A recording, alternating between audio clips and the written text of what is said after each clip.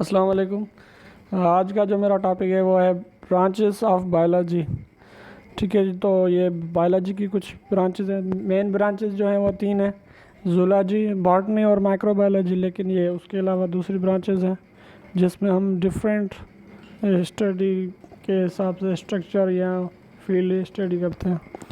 तो इसमें कुछ है मॉर्फोलॉजी। नंबर 1, मॉर्फोलॉजी किसे कहते हैं? Study of external form and structure of organism, यानी किसी भी जानदार की एक्सटर्नल जो स्ट्रक्चर होता है उसकी स्टडी को कहते हैं मॉर्फोलॉजी। ठीक है, जो उसकी ज़ाहरी बनावट है, जो बाहरी इसका स्ट्रक्चर है, उसकी स्टडी को मॉर्फोलॉजी कहते हैं। ठीक है, जैसे हमारा एक्सटर्नल स्ट्रक्चर में क्या आते हैं, स्किन है, हेयर्स हैं वगैरह। तो प्लांट में लीव्स होते हैं। तो सेकंड ब्रांच है वो है anatomy. Anatomy is the study of internal parts of the body of living organism by cutting them open। तो यानी ये इंटरनल पार्ट्स जो होते हैं ना बॉडी के, उनके स्ट्रक्चर की स्टडी को कहते हैं। जैसे हमारा हार्ट है, ठीक है, हमारा ब्रेन है, किडनीज के इंटरनल जो होता है स्ट्रक्चर जो भी है, उसमें कार्टेक्स है, मेडुला वगैरह। ठीक है, तो जो इंटरनल स्ट्रक्चर हैं किसी भी ऑर्गन के, उसकी इंटरनल स्ट्रक्चर की स्टडी को कहते हैं एनाटॉमी। एक्सटर्नल को मॉर्फोलॉजी, इंटरनल को anatomy. Third branch is cell biology. तो सेल बायोलॉजी इसको कहते हैं study of cell and its organelles. जो भी हम सेल पढ़ते हैं, यानी सेल मेम्ब्रेन है, सेल वाल है, सेल मेम्ब्रेन, साइटोप्लाज्म है, न्यूक्लियस है, उसके ऑर्गेनल्स है, माइटोकॉन्ड्रिया वगैरह। जो भी हम सेल की स्टडी करते हैं उसे कहते हैं सेल बायोलॉजी। ठीक है, इसे साइटोलॉजी भी कहते हैं।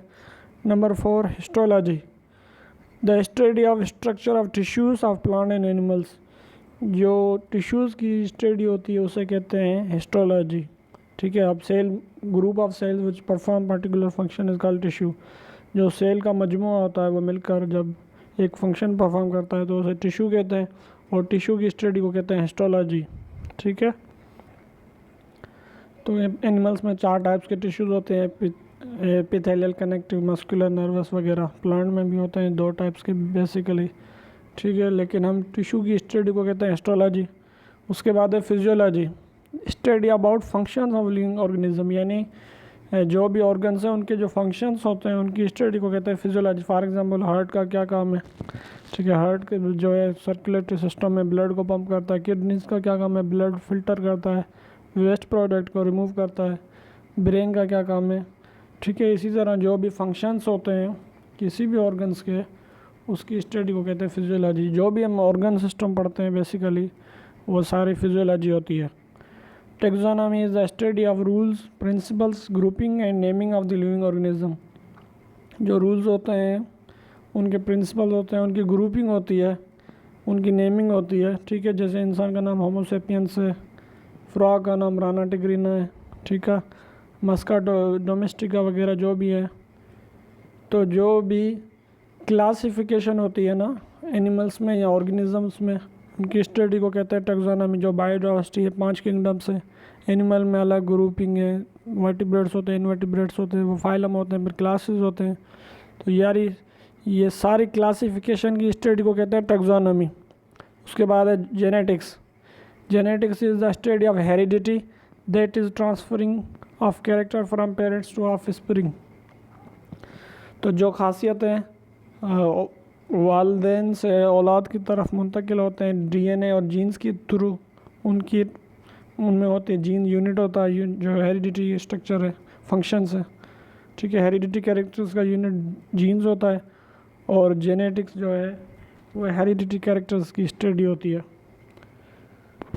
Development biology, study of formation and development of embryo. जो एम्ब्रियो होता है ना उसकी फार्मेशन होती है, उसकी डेवलपमेंट होती है, जो वो ज़ाइगोट के बाद बनता है एम्ब्रियो। एम्ब्रियो के बाद जो डेवलपमेंट होती है किसी ऑर्गेनिज्म की, उसकी स्टडी को कहते हैं developmental biology. It is also called embryology.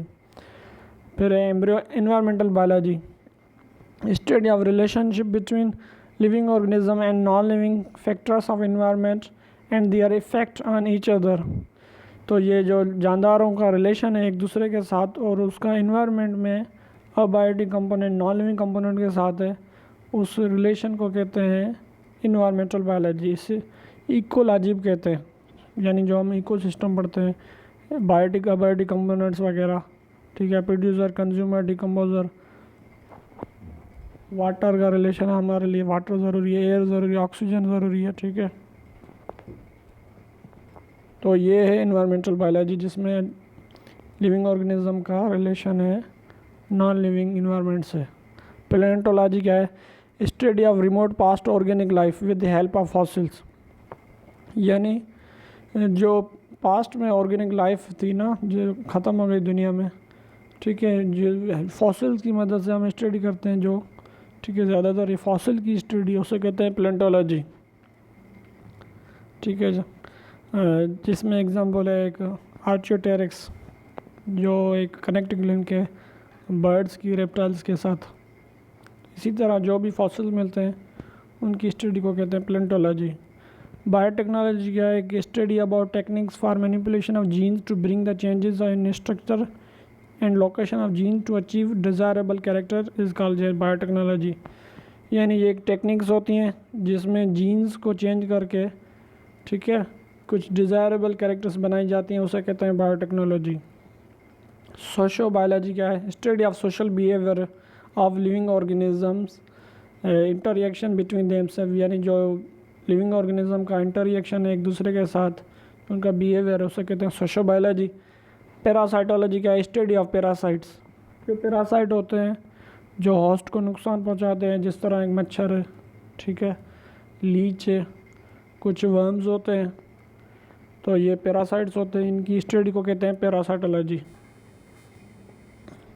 बाकी ये दो ब्रांचेस हैं। फार्माकोलॉजी क्या है? Study about actions of drugs, यानी जो ड्रग्स होती है ना उनके एक्शन की स्टडी को कहते हैं फार्माकोलॉजी। इसमें फार्मेसी होती है, ठीक है, जो भी ड्रग्स होती हैं, एंटीबायोटिक्स वगैरह टेबलेट्स होती हैं, ये जो कुछ हार्मफुल होती हैं, कुछ फ़ायदेमंद होती हैं। Molecular biology, study of organic molecules which constitute cell and its organelles, यानी ये ऑर्गेनिक मॉलिक्यूल्स की स्टडी है जो सेल को बनाते हैं, और सेल के ऑर्गेनल्स कौन से मॉलिक्यूल्स बनाते हैं? Protein, carbohydrates, lipids, nucleic acid, तो ये सेल में पाए जाते हैं।